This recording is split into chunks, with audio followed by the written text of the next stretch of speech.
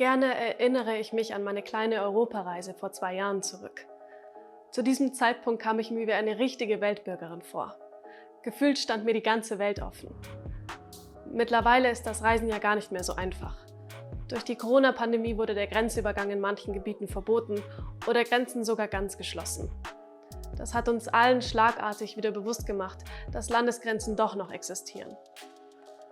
Dadurch wurde mir erst klar, wie einfach wir es, besonders in Europa, hatten, in ein anderes Land zu reisen. Europa kam mir wegen seiner lockeren und unkomplizierten Grenzübergänge wie ein zusammenhängendes großes Land vor. Doch das war nicht immer so.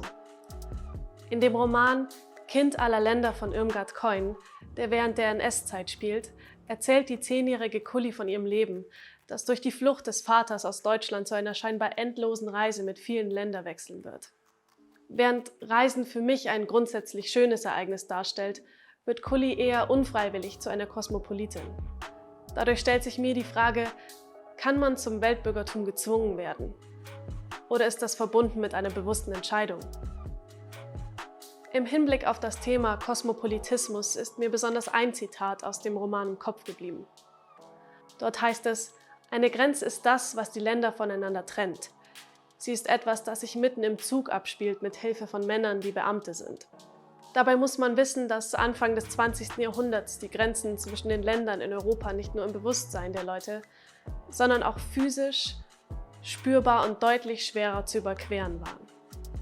Als ich bei meiner Reise mit dem Zug nach Paris fuhr, habe ich hingegen das Überqueren der deutsch-französischen Grenze gar nicht bemerkt. Es gab keine Passkontrolle durch Beamte und nicht einmal einen kurzen Stopp an der Grenze. Der Grenzübergang verlief völlig reibungslos und unbemerkt. Doch Kully hat recht. Die Grenzen sind eigentlich unsichtbar und werden nur durch Beamte sichtbar. Doch selbst das fällt für uns heutzutage normalerweise weg.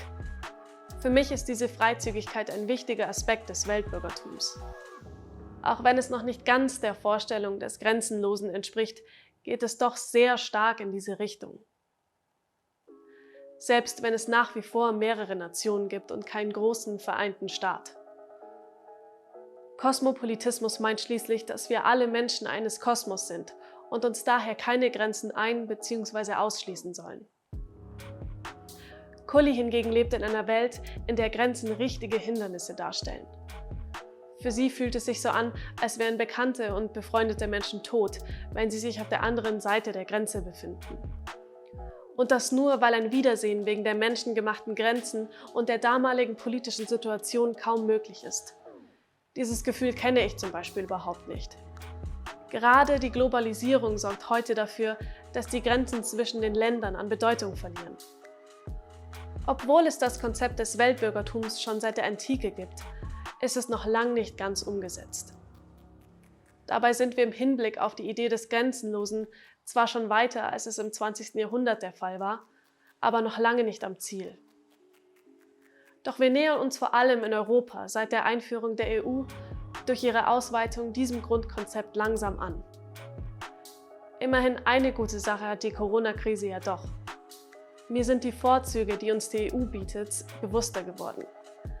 Deshalb freue ich mich nun umso mehr wieder darauf, in der Welt unterwegs zu sein, ohne mir Gedanken über Grenzübertritte machen zu müssen.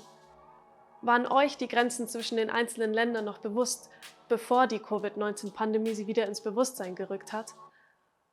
Seht ihr euch als WeltbürgerInnen an? Glaubt ihr, der Kosmopolitismus ist ein realistisches Konzept für die Zukunft?